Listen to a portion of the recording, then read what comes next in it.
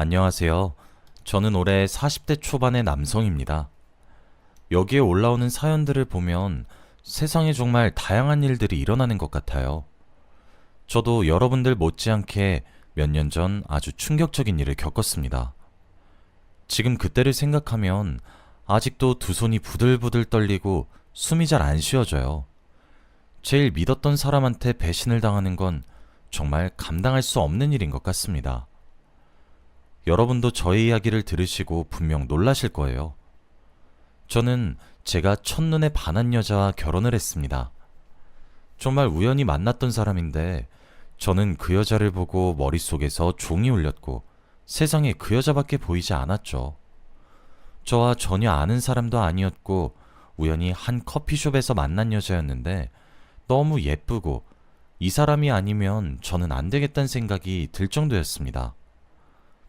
원래 제가 여성분들한테 전화번호를 물어보거나 먼저 다가가는 성격이 전혀 아니에요. 그런데 그때는 무슨 자신감이었는지 슬리퍼를 질질 끌고 카페에 갔는데 그날 그 복장 그대로 여성분께 전화번호를 물어보았습니다. 그 여자는 저를 위에서 아래로 훑더니 조금 당황해했고 전화번호를 주었죠. 저는 아직도 그날 그녀가 뭘 입고 있었는지 정확히 기억합니다. 검정색 미니스커트에 흰색 블라우스를 입고 있었죠. 아무튼 저는 설레는 마음으로 집으로 돌아와 그녀에게 연락을 했고 저희는 그때부터 만나기 시작했습니다. 정말 대화도 잘 통하고 공감대도 잘 맞는 거 있죠? 그녀와 만날수록 운명이란 것이 세상에 존재한다고 믿게 되었습니다. 그러다 보니 이 여자와 결혼까지 하고 싶었죠. 그런데 그 여자는 저와 결혼을 하고는 싶지만 연애를 조금 더 오래 해보고 싶다고 했습니다. 저도 그 마음을 다 이해했고 그녀가 하고 싶은 대로 하게 해주었죠. 그런데 그녀는 딱 한 가지 지키는 것이 있었습니다. 바로 혼전 순결이었어요. 그녀는 30대가 다 되어가는 나이였지만 어릴 때부터 혼전 순결을 꼭 지켜왔다고 합니다. 그래서 그걸 이해해줄 수 있는 남자를 만나고 싶대요. 저는 그 여자의 몸이 좋은 게 아니라 성품을 좋아했기에 당연히 기다릴 수 있었습니다. 그리고 그녀에게 저의 비밀에 대해서도 털어놓았어요. 사실 저는 몇 년 전 정관수술을 했습니다. 아이를 키우고 싶은 생각도 없었고 결혼에 대한 부정적인 생각을 가지고 있어서 평생 혼자서 살려고 결심을 했을 때 그녀가 제 눈앞에 나타난 것이었어요. 그래서 제가 결혼은 긍정적인 시선으로 바라보게 되었어요. 하지만 출산은 원하지 않았습니다. 그래서 그녀에게 저도 혹시 아이를 낳지 않아도 괜찮겠냐고 물었죠. 그녀는 오히려 좋다고 했고 평생 남편과 단둘이서 사는 게 자기 로망이라고 했습니다. 이 정도로 저희는 서로 가치관이 잘 맞았고 운명이라고 믿을 수밖에 없었죠. 그렇게 그녀와 몇 년간 연애를 했습니다. 양가 부모님들도 저희가 이렇게 오래 연애를 하니까 결혼을 할 거라고 생각하셨나 봐요. 그래서 결혼 계획도 속전속결로 세웠고 상견례 자리에서 분위기도 좋았습니다. 제 남동생도 제 아내 될 사람을 좋아하는 것 같았죠. 그리고 얼마 지나지 않아 결혼식을 올렸고 분가를 하게 되었습니다. 이제 결혼을 했으니 아내의 혼전 순결이 끝날 때가 되었죠. 연애하고 나서 처음으로 아내의 전신을 보았는데 웬 남자 얼굴이 그려져 있었습니다. 허벅지 쪽에 아주 크게 남자의 얼굴이 있더라고요. 저는 누군가 싶어서 뚫어져라 쳐다보았는데 아내는 당신이야, 선물! 이라고 했죠. 솔직히 한눈에 보면 저인지 잘 모르겠더라고요. 저와 생김새는 비슷했지만 그려놓으니 저라는 것을 바로 알기 어려웠습니다. 저는 계속 뚫어져라 쳐다보니 아내는 이상함을 느꼈는지 타투이스트 탓을 하더라고요. 정성껏 해달라고 했는데 그 타투이스트가 실력이 부족한가 봐. 아내는 결혼 선물이라고 했습니다. 그러면서 이제 완전히 저의 아내가 된 기분이 든다고 했죠. 저는 아내가 너무 고마웠고 남편의 얼굴을 새겼다고 하니 감동을 받았습니다. 주위에서 한 번도 그런 여자를 본 적이 없기도 했고, 이 여자가 정말 나만 바라볼 것은 확실하다고 그렇게 생각했거든요. 저도 순간적으로 아내의 얼굴을 새길까 고민을 하긴 했지만 쉽게 엄두가 나지 않았습니다. 저희 부부 사이는 정말 좋았어요. 다시 연애를 시작한 것만 같은 느낌이었고 세상에 서로밖에 보이지 않았죠. 솔직히 연애 때보다 더 좋았고 아내를 만나지 않았다면 제 인생을 빛을 보지 못했을 거라는 생각까지 했습니다. 그리고 양가 부모님들도 너무 좋아하셨으니 저희는 완전 성공적인 결혼 생활이었죠. 이제 결혼하고 얼마 지나지 않아 아내가 동창회를 간다고 했습니다. 결혼하고 나서 처음 가는 자리라 많이 떨려 했고 저는 잘 갔다 오라고 했죠. 그리고 술을 많이 먹지 말라고 당부했습니다. 아내는 술에 취하면 기억을 모두 잃어서 절제를 하며 마셔야 합니다. 걱정이 잔뜩 된 채로 동창회에 아내를 보내줬고 저는 심심하게 집에 혼자 있었죠. 그날따라 신혼집이 너무 적막하게 느껴지고 부모님도 보고 싶어서 정말 오랜만에 저희 집으로 갔어요. 그리고 아내의 연락을 기다리면서 부모님과 이야기를 나눴죠. 그런데 집에 남동생이 없더라고요. 취업을 준비하고 있어서 매일 집에 있거나 도서관을 갑니다.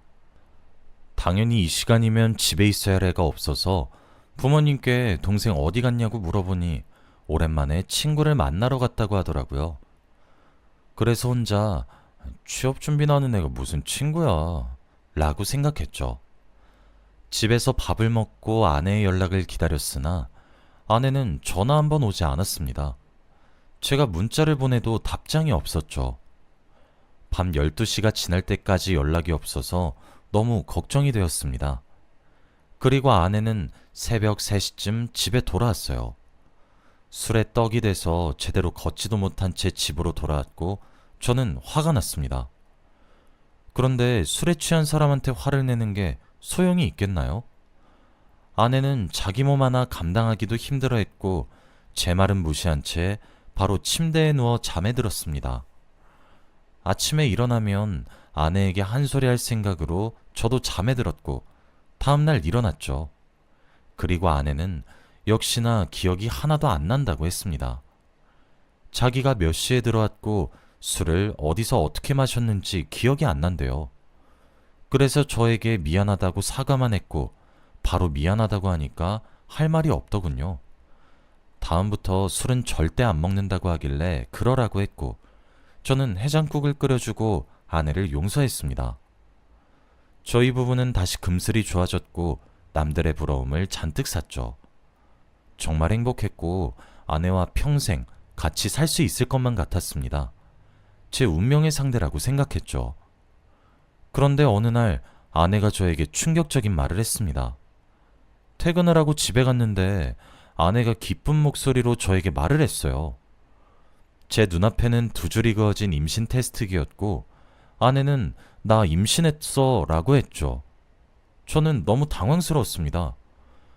결혼하기 전부터 수술을 해서 아이를 가질 수 없다고 했는데 임신을 했다고 당당히 말하니까요.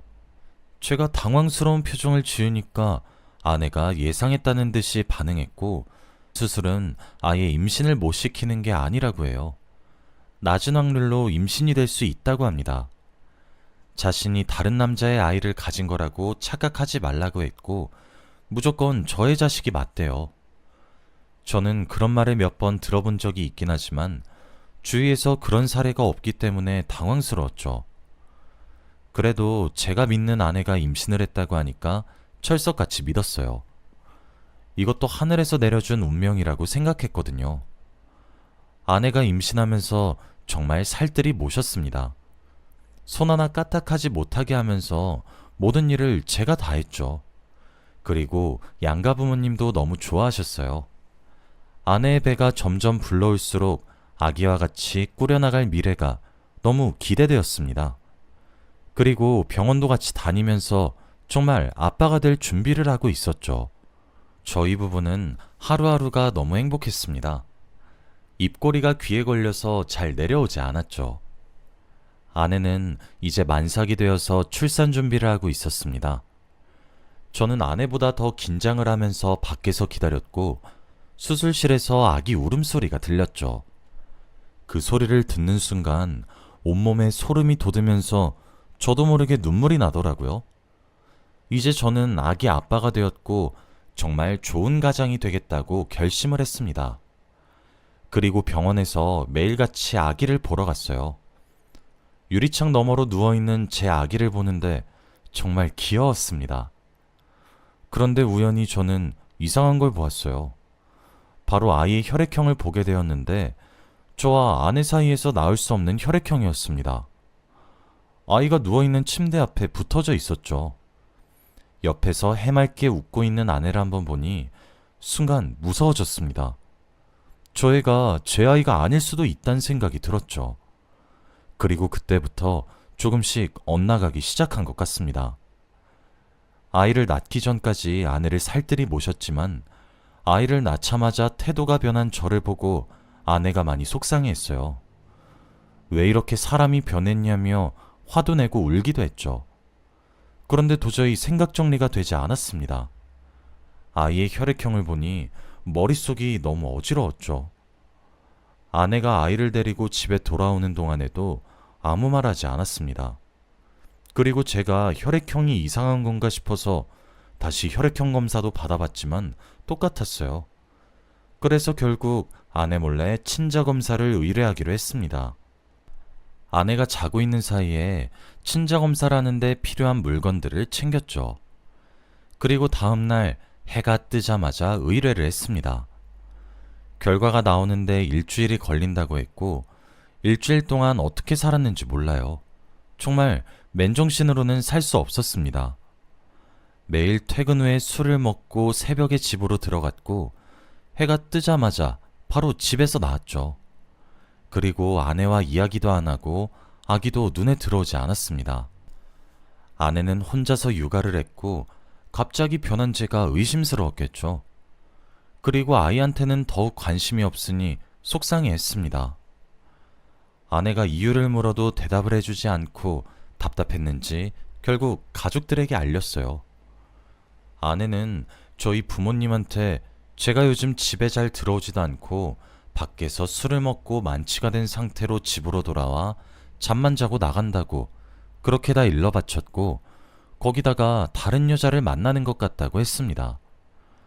당연히 저희 부모님은 이 말을 듣고 화를 내셨고 당장 집으로 오라고 했죠. 그날 제가 의뢰한 유전자 검사 결과가 나오는 날이었고 검사 결과를 본 뒤에 집에 가려고 했습니다. 저는 떨리는 마음으로 결과를 보았어요. 정말 친자가 아니면 어떡하지? 아니면 정말 친자면 어떡하지? 싶었습니다. 긴장한 채 검사 결과지를 보았는데 제 친자식이 아니었습니다. 저는 두 손이 벌벌 떨렸고 화가 미친 듯이 차올랐어요.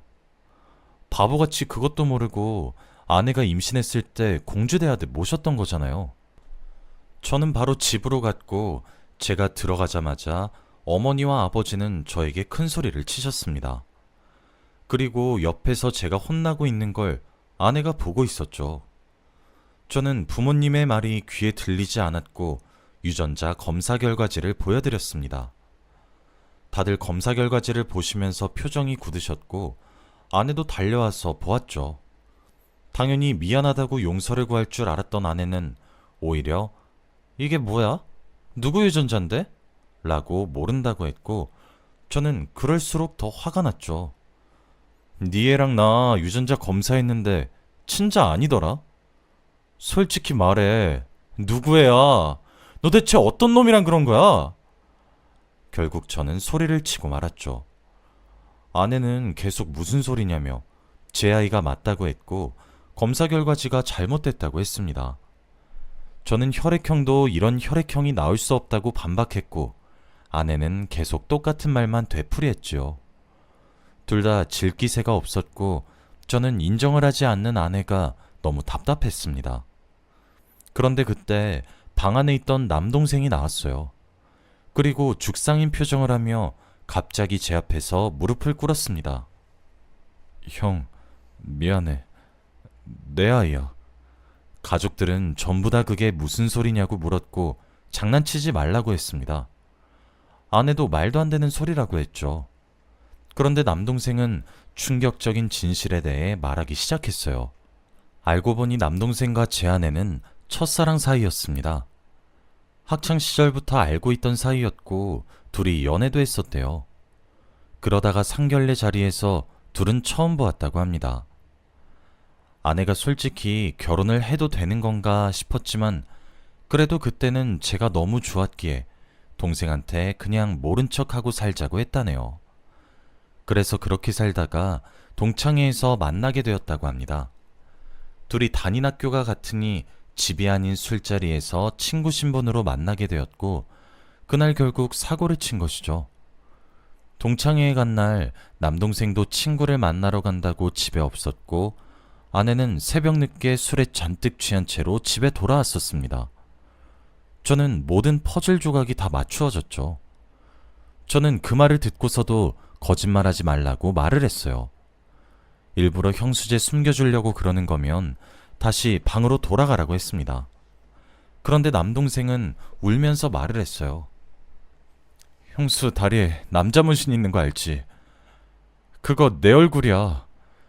저는 그 말을 듣고 다리에 힘이 풀려 주저앉아 버렸어요. 저와 닮긴 했지만 저라고 확답을 내지 못하게 생긴 이유가 바로 제 남동생 얼굴이었기 때문입니다. 그리고 둘이 사귀었을 때 한 문신이어서 일부러 저에게 혼전순결이라고 거짓말한 거래요. 결혼 선물이라는 말도 안 되는 거짓말을 하면서 말입니다. 아내도 그날 필름이 끊겨서 기억이 전혀 안 난다고 했고 믿을 수 없다고 했습니다. 부모님은 이미 뒷목을 잡고 쓰러지셨고 저희 집은 풍비박산이 났습니다. 아내는 다음날 해가 뜨자마자 바로 유전자 검사를 하러 갔어요. 남동생과 아이, 그리고 저와 아이 말이죠. 그런데 결과는 예상과 같이 남동생의 친자로 나왔습니다. 아내는 한 번의 검사로도 믿지 않았고 두 번, 세 번 계속했어요.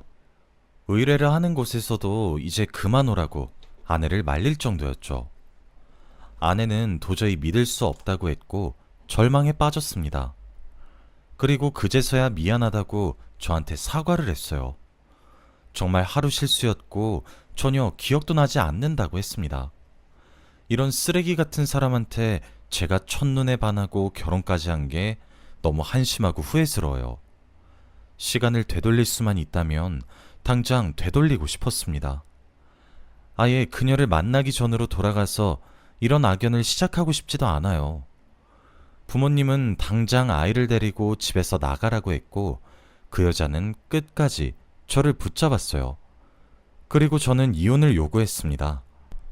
어차피 제 아이도 아니니 양육비를 줄 필요도 없었고 얼굴을 더 이상 보고 싶지 않았기에 깔끔하게 합의이혼으로 하게 되었죠.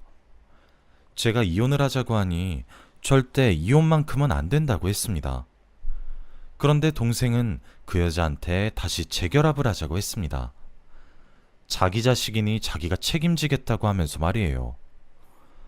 아내는 말도 안 되는 소리라고 제발 꺼지라고 했고 동생은 물러서지 않았습니다. 저는 어엿한 직장인이고 동생은 아직 취업 준비생이니 당연히 아내가 결혼하려고 하지 않겠죠. 그리고 둘이 헤어졌었던 이유도 성격 차이라고 합니다. 정말 하나부터 열까지 전혀 맞지 않았대요. 그래서 매일 싸우고 다투다가 화해의 의미로 즉흥적으로 다리에 제 남동생 얼굴을 문신으로 새긴 거고 그래도 계속 싸워서 결국 헤어졌다고 해요. 아내는 자기와 맞지 않은 사람과 살기 싫다고 했고 이미 남동생이 남자로 보이지도 않는데요. 그리고 자기도 피해자라며 억울하다고 했죠. 저는 그들을 무시했고 집에서 둘 다 나가라고 했습니다. 동생은 미안하다며 도저히 제 얼굴 보고 살 수 없겠다고 했고 집을 나갔어요. 그리고 그 여자도 계속 매달리다가 결국 경찰을 부른다고 하니 아이를 데리고 나가더라고요. 부모님은 이제 둘째 아들 없는 셈 치겠다고 하셨죠. 집을 나가고 나서 그들과 전혀 연락을 하지 않습니다. 어떻게 살고 있는지 알고 싶지도 않아요. 지금은 몇 년이나 지나서 마음 한구석에 아픈 경험으로 남아있지만 그래도 예전보다는 많이 나아졌습니다. 그리고 얼마 전 남동생의 소식을 알게 되었어요. 들어보니 돈을 벌러 해외에 갔다고 하더군요. 부모님에게 가끔씩 연락을 하는 것 같은데 저에게는 한 번도 연락을 한 적이 없습니다. 아마 이렇게 형제 사이는 갈라서게 되는 거겠죠. 저는 그 일이 있고 나서 여자를 잘 만나지 못하게 되었습니다. 한때 정말 운명이라고 느꼈고 이 여자 아니면 절대 다른 여자를 만나지 못하겠다고 굳게 믿었었는데 제가 이렇게 뒤통수를 당했잖아요. 그러다 보니 이제 사람을 잘 믿을 수 없게 되었고 연애에 대한 흥미도 식었습니다. 저는 혼자가 좋고 현재를 즐기고 있어요. 다들 저의 이야기를 들으시고 위로와 충고 혹은 조언도 해주시지만 전 이제 그런 거 받지 않아도 괜찮습니다. 제 생각에는 지금 이렇게 글을 쓰면서 과거를 생각할 때도 아무렇지 않습니다. 그들에게 복수하는 건 제가 행복하게 사는 거라고 생각해요. 여러분은 저 같은 일 겪지 않으셨으면 해서 말씀드립니다. 다들 사람 너무 믿고 큰 코 다치지 마시고 꼭 행복하시길 바래요. 저의 이야기는 여기까지입니다. 들어주셔서 감사합니다.